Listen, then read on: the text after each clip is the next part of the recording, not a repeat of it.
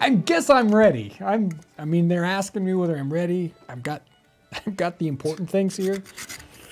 Important things in life. Don't forget to put a little nutmeg in your drink every day. Recommended daily allowance, probably more than you can afford. Welcome to the Nutmeg Tavern. We are live. It's Friday, and gosh, come on in, guys. There's plenty of room. I mean, there's room behind the bar. It's like all kinds of room over here. You can come on in, crowd in. We're going to have fun today. We're going to cover all kinds of fun 18th century stuff, and we're going to cause trouble, and it's going to be rowdy and rude and clamorous and all that kind of stuff. I can feel it already. It's like the murmur out there and everything. I can hear it. Okay. Like I said, I'm John, and if you want to know how all this stuff happens, it happens because Aaron.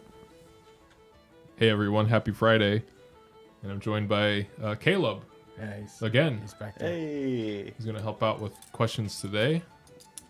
Because Ryan's... It's all fuzzy back there. I never understand how that works. They're on the right side of the time vortex, and yet everything is blurry and fuzzy. Whatever. It's because you got the nice camera. I think that's what it is. Good. Normally we would have someone taking care of the bar, but now the bar's just completely open. Just go back there, get whatever you want, because the bartender is not there again today.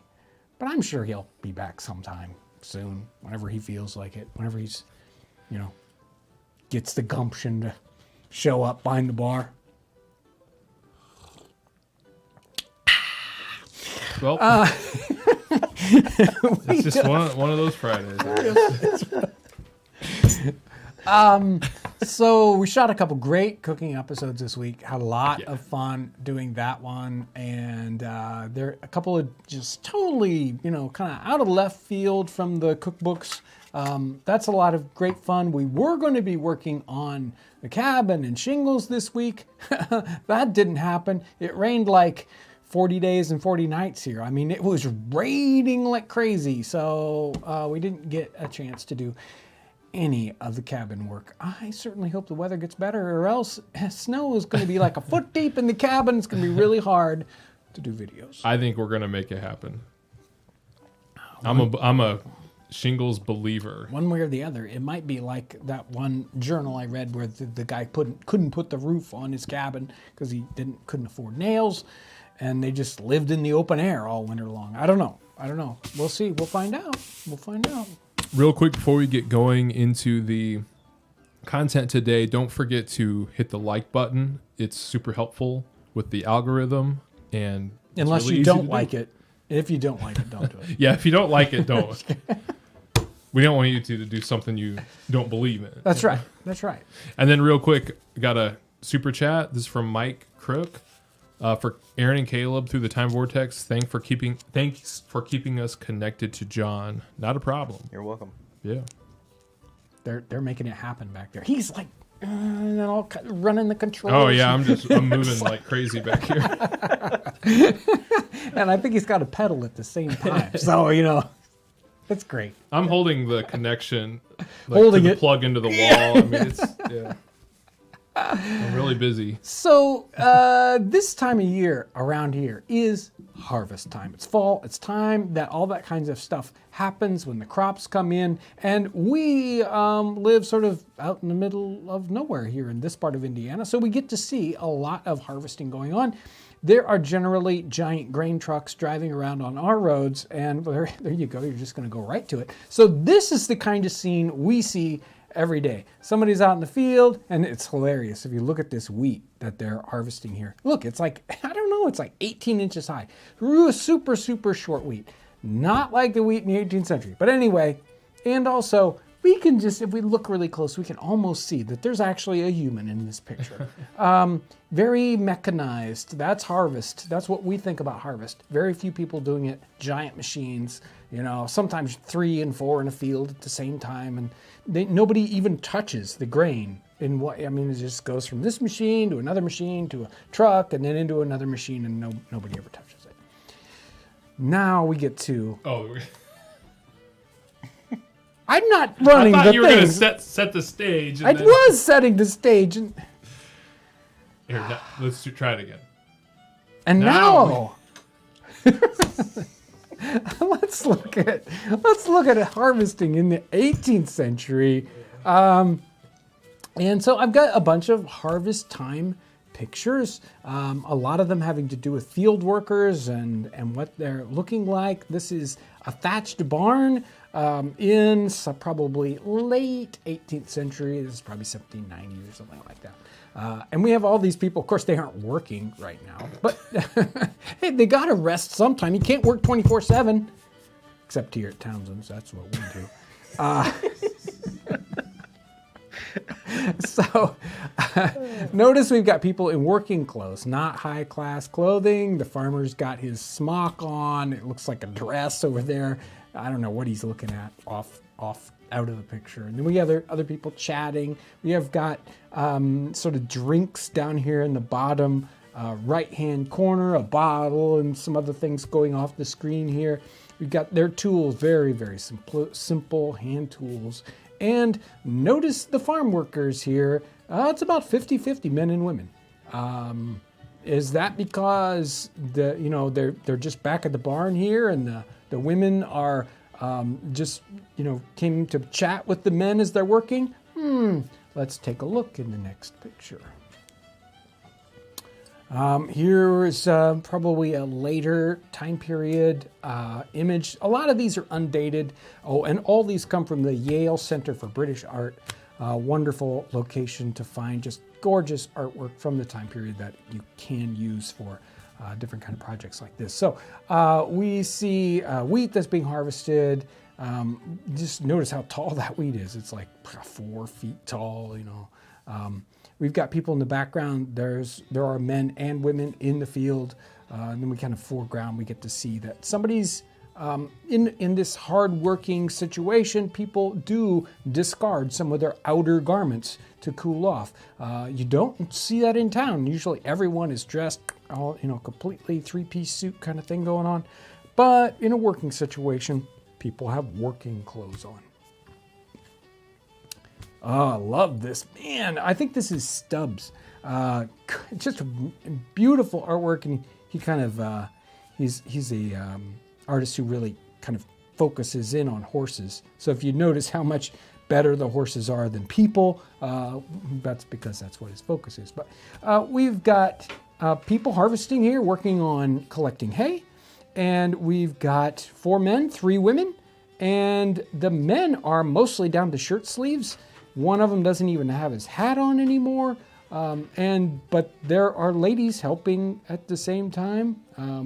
And they're seemingly sort of more dressed up, kind of fancy looking hats, at least as we would think them. Looking all very similar. He may have used the same model for all of them. I have no idea. But it's definitely not only men work out in the fields. In this situation, obviously, it's sort of a 50-50 thing going on. I'll draw your attention just because we talk about hats here on the show sometimes. Look at the hat that we see sort of top down, the gentleman who's standing there on the ground, reaching up close to the middle of the shot, and how round the crown is on his hat. That is not because the artist is drawing it poorly. It's because that hat had a round crown.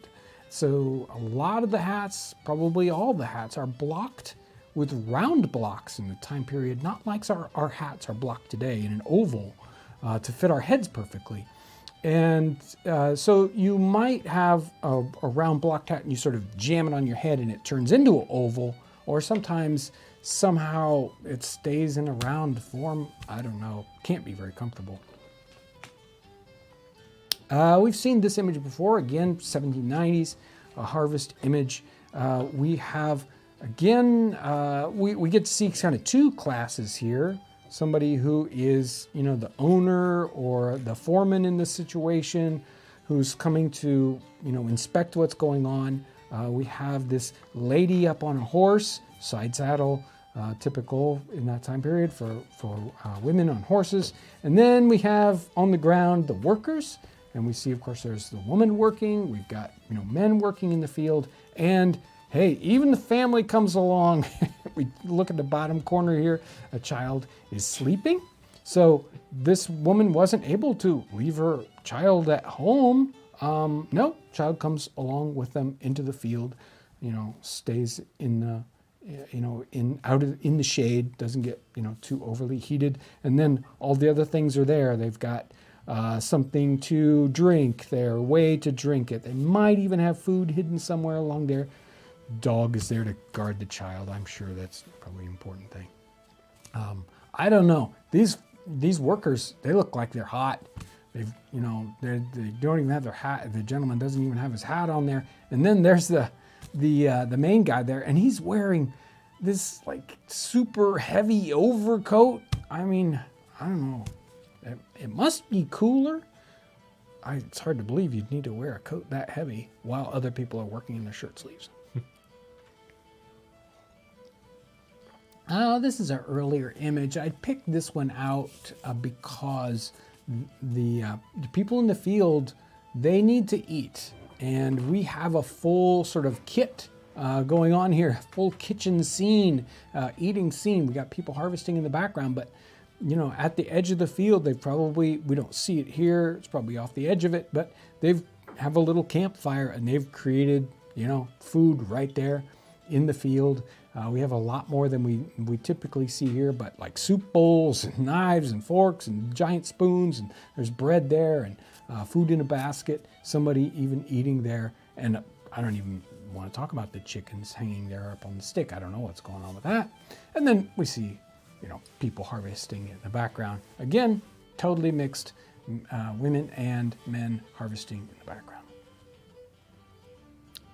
This is harvesting hops. Hops gets harvested in late August and early September. So it is probably, it's right at hops harvesting time.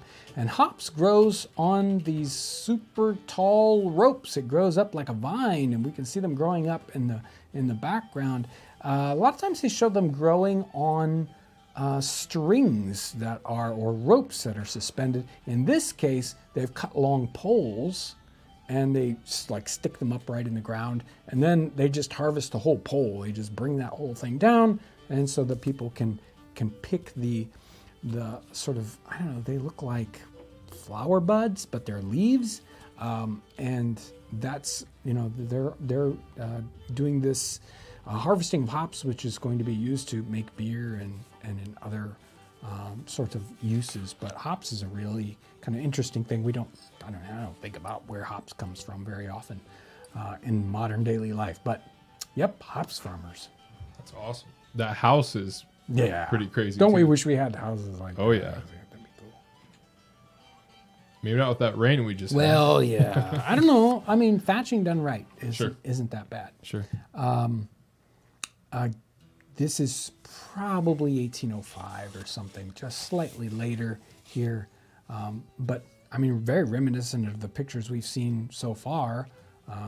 Probably the owner of the property here on the horse, inspecting, and we have the harvesters in the field, 3 men, and there's the woman there, and then we've got a dog, and then we have food, drink. It's very similar, though. If we looked at other ones, that idea of having a keg and a pitcher is very, very typical of the kind of things they're bringing into the field. They don't have water bottles. Nope. They've got, and sometimes when we see a pitcher like that, pitchers, today we think of pitchers always using them to pour into some other vessel, but a lot of times in the time period, they had drinking vessels that were much like pitchers, or they would just use the pitcher as the drinking vessel. They'd just drink right out of it.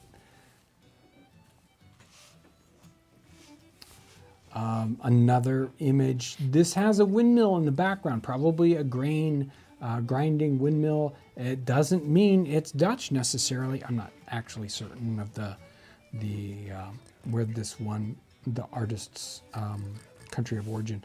But even in the time period, windmills using for grinding grain were happening in Great Britain and in North America also. It's a little bit more impressionistic, so we don't have as much detail on this, but we see in the corner of the field kegs and whatnot, equipment that they've kind of stored in the corner of the field, and people using the tall wheat stacks as kind of shelter from the sun. They're that tall. Harvesting apples. So it's the time of year to harvest apples. And here we have apple harvesting. Whoa, there's a lot of apples on there, apple trees. The artist had fun putting all those apples on there. I'm not sure how easy it's going to be for that person to, harvest them all. We see someone picking them up off the ground, a child there, somebody working in the house, and the beautiful prolific apple tree. Can we do a little bit of catch up? I think we're almost done, but yeah, go ahead. We'll split it up. Yeah. I had a super chat come in that I want to get, and then Caleb had a couple questions. Wonderful. This is from Ashley LeCount. Thank you. I'm so excited events are back on this year. Mm-hmm. I enjoy seeing you guys and chatting with you. Will you be at 1812 next week? Somebody will be at 1812. I expect to be there part of the time. Ryan's hoping to be there, even Brandon. So we'll see. Everything is in flux. It's just so fluxy out there. But I hope so, yes. 1812 is happening. Mississippi, yes. Yeah, okay. That's in Marion, Indiana. So if you're in this area, great event to go to. Speaking of Marion, Caleb's got a couple questions. I will also be at 1812. Yeah. There we go. This one is from Lombardi, 1969. He said, was corn more difficult to harvest than wheat during the 17th and 18th century? Probably easier. I've harvested corn, and we mean maize. A lot of times corn. When you look at 18th century references and you see the word corn, it probably means wheat berries. And of course we mean maize. They would have called it Indian corn, even Indian wheat in the time period. So that you can, it's in these big ears. It's easy to handle. You can just walk through the fields and, rip it right off and throw it in the wagon, which is what I did when I was a kid.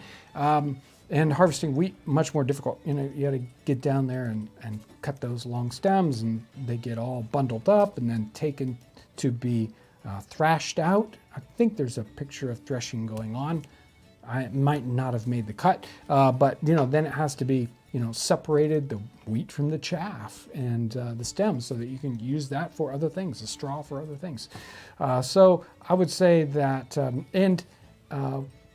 Indian corn, the kind of corn we're expecting here in the States, was grown in much more separated. Today, it's very, very closely put together in the rows in the field, so that you can get the maximum number per acre, right? In the 18th century, it was very, very spread out, kind of, done on mounds, and it would have been much more sparsely in the fields. It'd be very easy to harvest. Maybe that's one of the reasons why it was so popular. Got another one? Yeah, here's another one. How were threshing mechanisms made in the 18th century? So threshing was done by hand. People out there with flails and whacking it.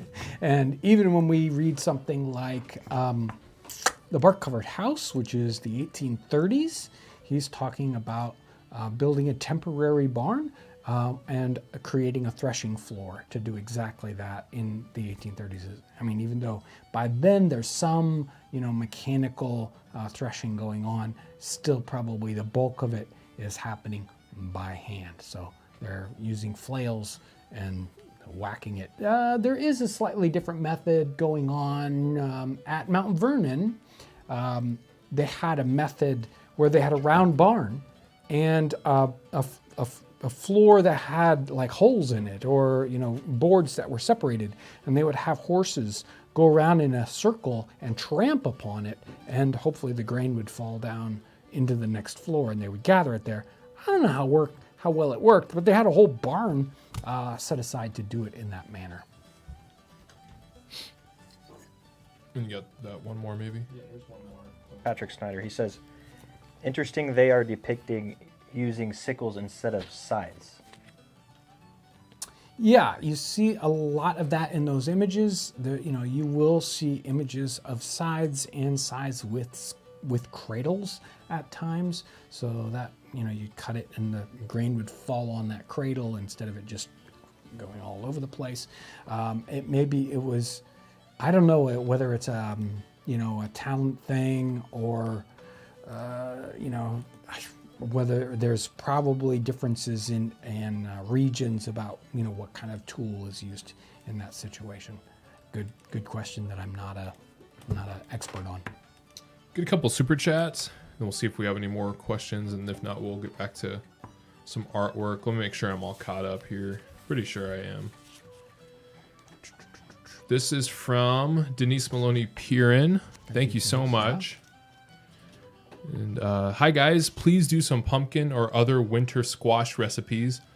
Pumpkins come in so many beautiful varieties. And then this is from Devera. Thank you. Have you thought of growing a small wheat patch on your homestead? It's too late now for winter wheat, but there's always spring to give it a try. Thank you. Thank you. I have thought about that. In fact, I have done it in an experimental plot. It would be, and I was growing some nice, heirloom, tall wheat, which was kind of fun. But you got to kind of hold it up, or else, in a small patch, it's more susceptible to wind damage, to lodging. So, yeah. And then Denise was asking about pumpkin recipes. Yeah, pumpkin recipes. I don't have any on my list. I better get to work on that. I do have a pumpkin spice something. I won't give it all away. Recipe that I'm thinking about, but pumpkin itself. We'll work on it. Got another question, and then we can maybe get back to some artwork. Okay. So this one is, how did they prevent grain from spoiling and mice? I think he's saying, how did they keep it from spoiling, and how did they keep it away from the mice? That is such a good question. It is. Lots of cats, I think. There's always a problem with that. And I think they really expect a certain amount of damage from that kind of situation. I mean, it's not all that, easy to do today, especially in sort of, smaller settings. And there was a problem with just harvesting it, in time, weather happening. In the references to the wheat problems in 1740 in England, the weather was so bad, which, like all the rain that we've gotten, the rain was there at just the wrong time for the entire crop, and the wheat would fall down or it'd get wet and it would start to sprout before it was harvested, which totally changes what's going on with the grain itself and causes all kinds of issues with grain. And that's something that happens, at different times in the 18th century. You see people complaining about that kind of, how do we cover up for this wheat that's either gotten moldy or it's sprouted, different kinds of, all this issues with, pests like mice. Boy, it is a hard thing to fix. So I could probably find some references to, poisons and whatnot in the time period.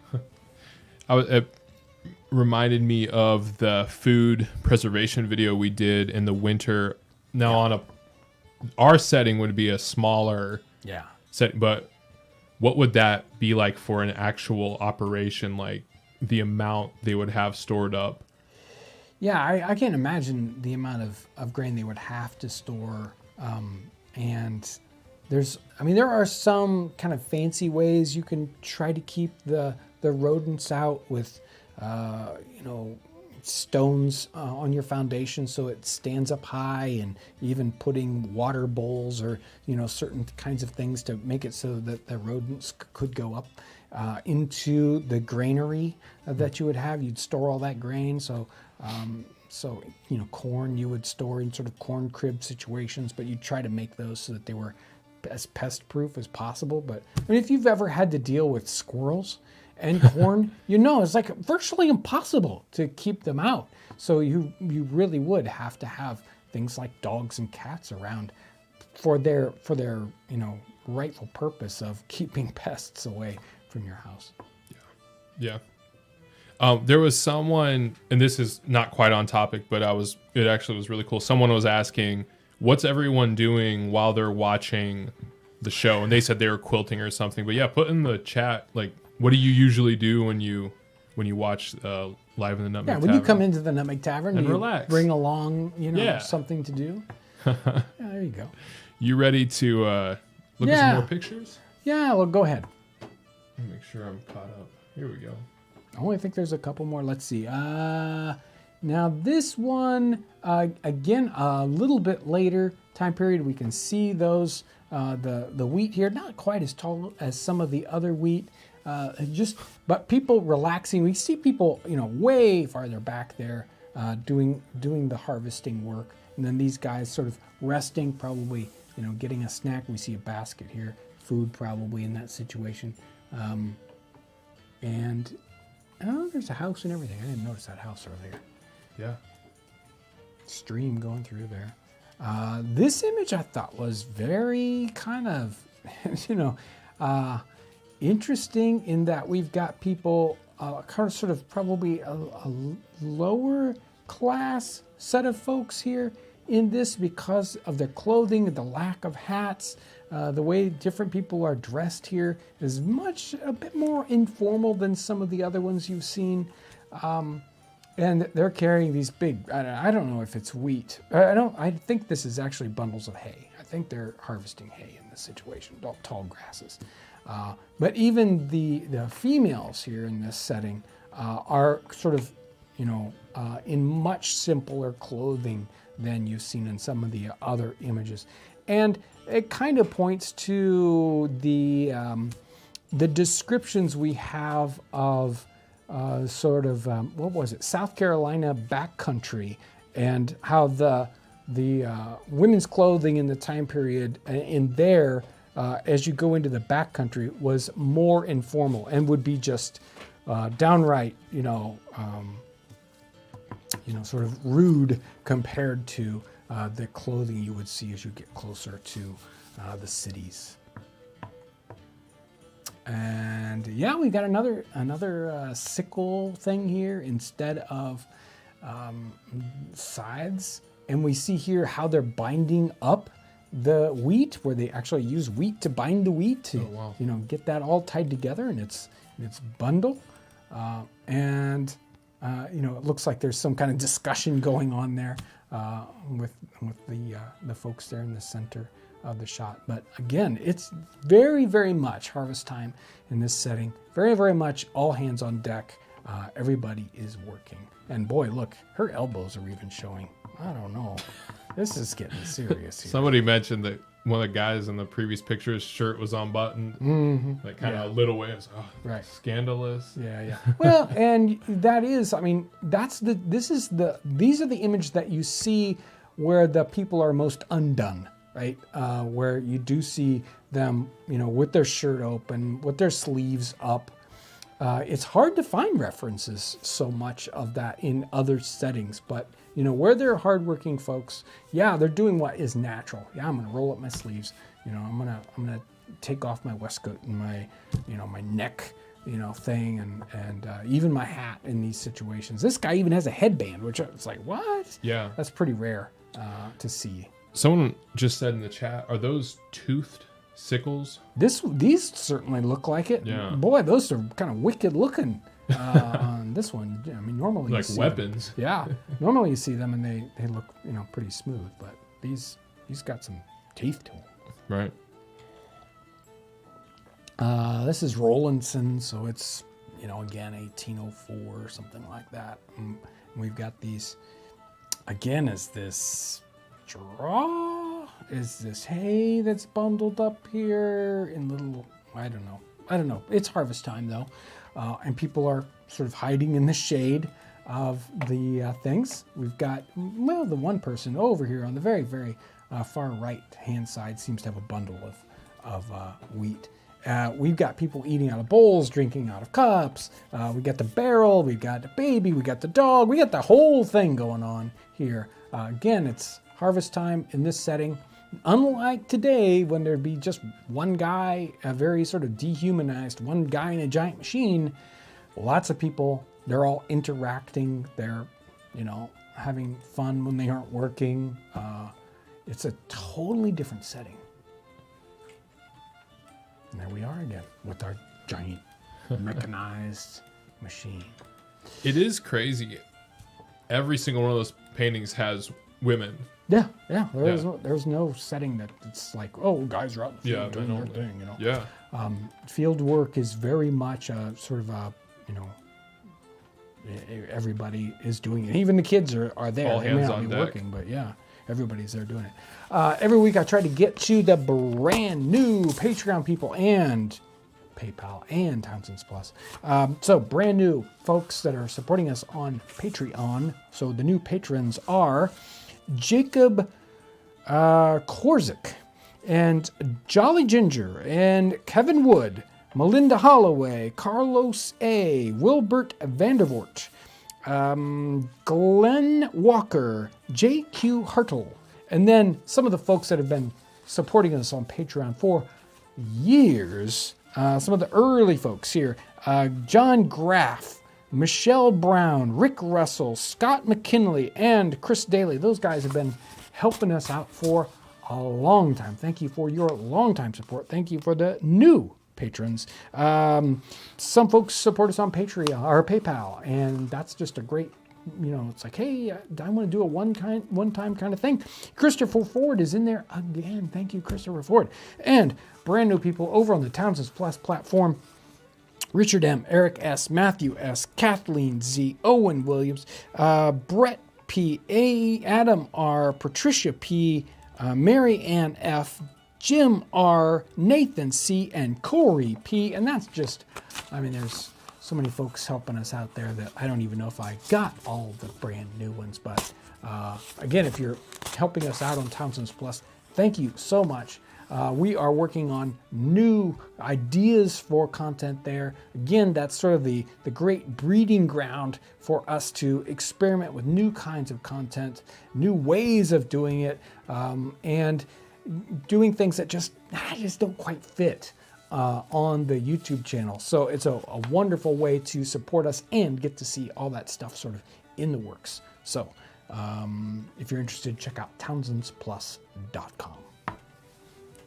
Got some super chats to get to. Then probably got some more questions. Gotcha. Yeah, thanks everyone who has been donating. Really Yes. appreciate it. This is from, I hope I don't get this wrong, Marlena, I believe. Okay. I added nutmeg to my barbecue ribs in honor of you. Yay! That's awesome. I knew my nutmeg shares were up for some reason. The stock was going through the roof. Max are cool. Thank you. Any idea which common grain was raised most versus least? Corn, oats, wheat, barley, rye, rice. I know it's probably hard to answer because it depends on some on growing conditions versus north or south. I guess it's kind of like what was the... Yeah, so it is very, very regional.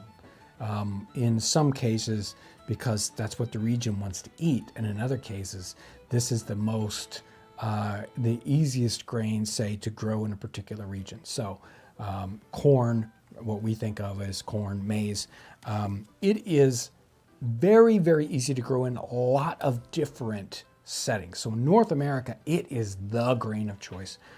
In most places, all the way up from, in New England, all the way down into the South, you'll find maize being grown, corn being grown. Wheat really is, at least early on in that 18th century time period, it's really concentrating in those kind of middle and north middle colonies where it grows the best. And in that time period, it's not necessarily growing terribly well. Today, United States, man, we grow all kinds of wheat. But in that time period, we were not just really, really happy with how growing wheat was here. We are, in some places, oats definitely grow much more easily in the north. In places where Wheat doesn't grow well. Barley, same kind of thing. So it really is almost all about what's growing in your area and what can you grow most profitably. And sometimes your tastes will change to what you can grow profitably. So corn, maize is being eaten a lot because it's so inexpensive to grow and can be so prolific compared to something like wheat. Something just popped up that was kind of cool. I've not seen this before, but it kind of members, Nutmeg Tavern members, which is our YouTube subscription. You can join kind of this YouTube membership, and it's kind of people leaving comments, and it shows you how long they've been members. Speed and Style Tony, member for 16 months, says, "Thanks for another great and timely subject. Thank you, and thank you for the support." Yep, thank you. And I saw another one. I want to try to find it. But there was something real quick. If we just, I don't know if we just mention this real quick. Somebody was asking about Townsends Plus on a smart TV. Yeah. That's something that's... So right now we're working on, right now you have to access it through the Townsends Plus website. We are working on sort of the Roku app so that will work in some other kinds of devices. We're working on it. It seems to work okay on Android and Apple, whatever those are. I mean, I'm on this side, so I don't really know what's going on there with that. But that's what they tell me. But we are working on continuing to, make what's happening there on Townsends Plus better. We're working on, we'll see how that works out for the words captioning. Closed whatever captioning. Those things are talking, The words at the I bottom. don't know, words at the bottom. I don't even know what you guys are talking about. But that's what they say to me. Yeah. They were wondering. I just wanted to make sure they knew that, we're working on some of that. Kovishin, thank you. How much do you charge to build cabins? You don't have that much money. And kind of expensive project. Yeah, and this isn't the best time of year to be working on cabins. At least getting the bark off of trees. That's a springtime thing. So you want to make your cabin in the spring, or at least prepare all your logs then, because getting that bark off this time of year is just a bear. All right, keep the likes coming in, and let's do a couple questions.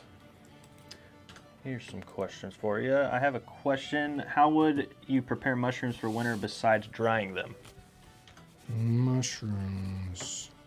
Well, you eat them because they're really good.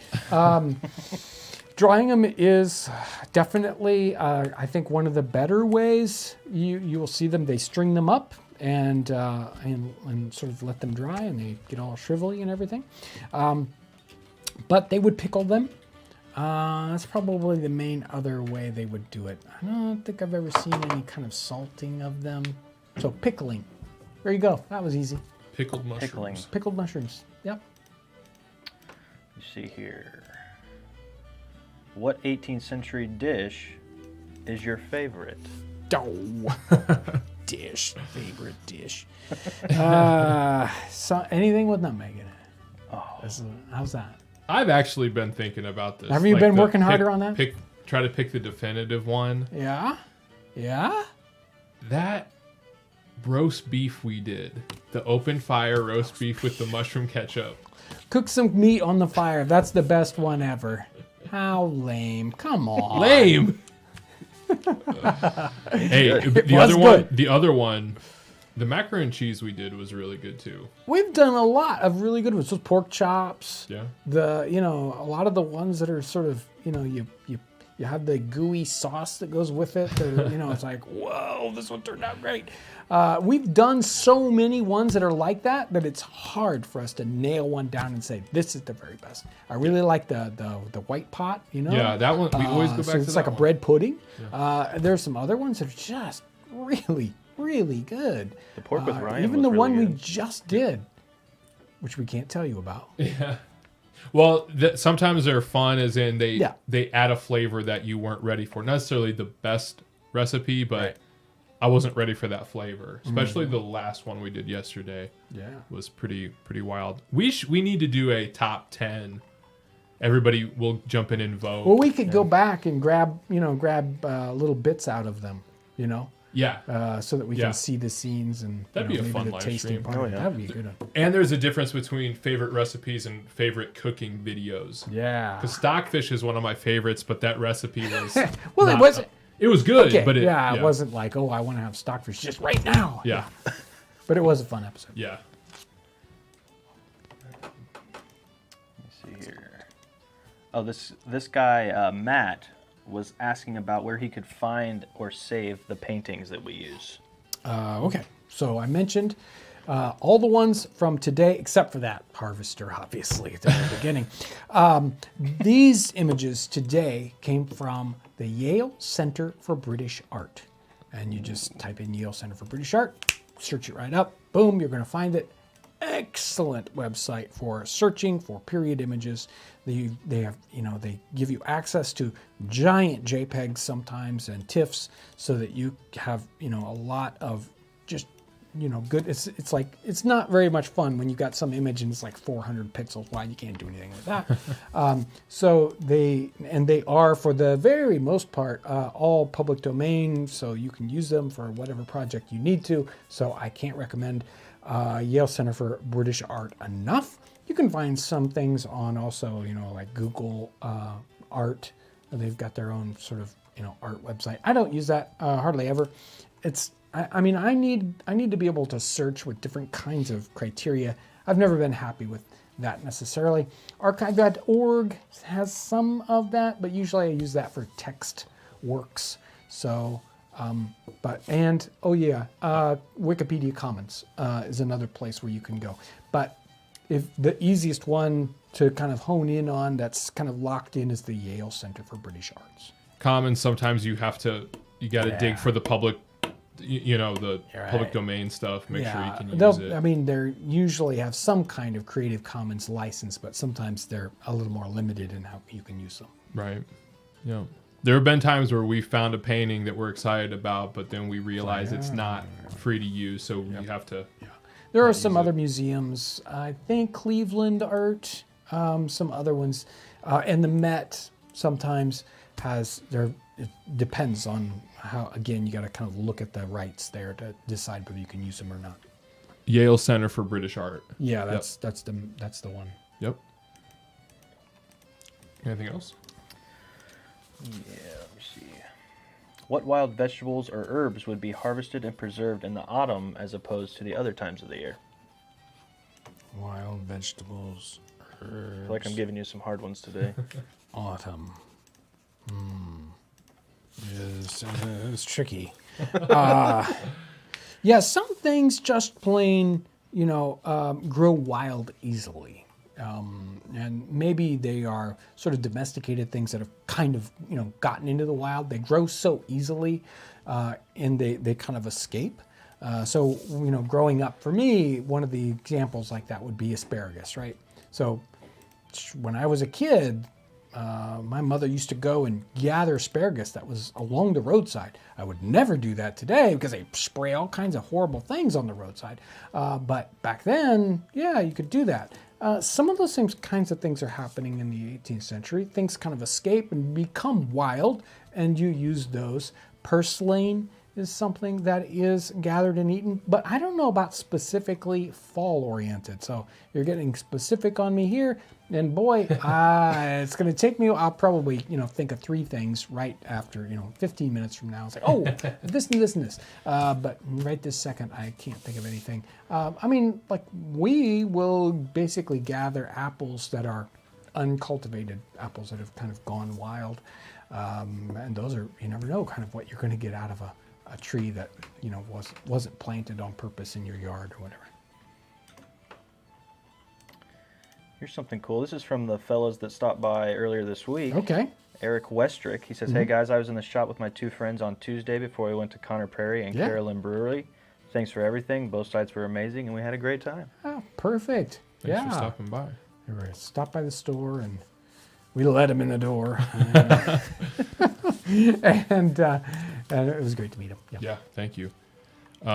John Talley, can't wait for Townsends Plus on Roku. Member for 16 months. Yeah. Thank you. Thank you, John Talley. So I kind of had a question. If you were to take some of the kind of all the information you've gathered, like this, say today, for example, for like this harvest live stream, what would you want to take and make like a video out of? Like if we're gonna do a video on harvesting. Yeah, I think the thing to catch here, and I mentioned it over and over, is that it is not a male-dominated thing. Right. Agriculture in the 18th century is definitely a family-oriented thing. So, you know, there are references in, I don't have it here, in William Ellis, and he mostly talks about hiring in men to work in the fields at harvest time. But obviously you can tell that isn't always true in all of these. And it wasn't like I tried to say, oh, make sure, you know, to only get the ones. Nope. That was a random selection. And every single image, it was a whole family kind of a thing going on there. And, you know, more than just a family, but multiple families or both men and women working in the field sort of situations. Mm-hmm. Caleb's got a pretty cool question. Yeah, this one is, what types of cattle did they have in the 18th century in North America? How are they different from what breeds we have today? Well, I am not a livestock expert, but I mean, for some of that, there are some historic sites here in the United States that would really be able to, you know, they would really hit that question hard. They'd know exactly what to tell you. Conner Prairie is one of them. It was just mentioned. They have a great agriculture program there, and the kind of cattle that you would see in the early 19th century. I think they're shorthorn cattle. You know, we're used to like Texas Longhorns, right? They had shorthorn cattle. And Mount Vernon's another historic site that has a really strong agriculture program that would be able to answer that question really well. I couldn't go beyond that. If we did a quick study, we could probably find some pictures. Stubbs, who we saw was the artist in one of those images where he did the horses, he also does cattle. And he's doing them very, very sort of anatomically correct and, you know, kind of show, like today, if you went to an animal show and they had a special picture that, you know, showed off all the special characteristics of this animal, Stubbs was that kind of an artist. So that's some of the kind of art you'd look at. Other times you would look at, you know, picture studies like this, look at the individual animals in the field and sort of, you know, get them into their categories. But I can't, you know, speak to those species beyond that or variations of the species without some, you know, more research. I think we're fairly caught up. We're getting closer to the end. Early on, someone kind of mentioned this, and I was wondering if you could give a quick, like, the timeline of the evolution of harvesting. Maybe not up until 2021, but like how things advance as we kind of get into the Industrial Revolution. Yeah, I don't know how to speak to that because I really only, know it from, my lifetime and then, jumping back into the 18th century. And I don't have a lot of the sort of timeline for 19th century things going on. We do know that as we get to that 1800 time period, and especially those first, say, 30, 40 years of the 19th century, it really starts to change and we get some machines going in there. The total flip-flop in population from agriculture to living in the cities is really happening in the 20th century, but we definitely got a lot of mechanization in the early 19th century that starts to happen. So the 18th century, there's no evolution. They're doing it like that. It's like everybody's out there in the field and it's all done by hand. The planting is done by hand, and the harvesting, at least for the most part, is done by hand. And you will see some mechanical devices coming in being used. One of the series that I'm going to be working on for Townsends Plus is sort of going through Diderot's encyclopedia, sort of image by image through the different categories.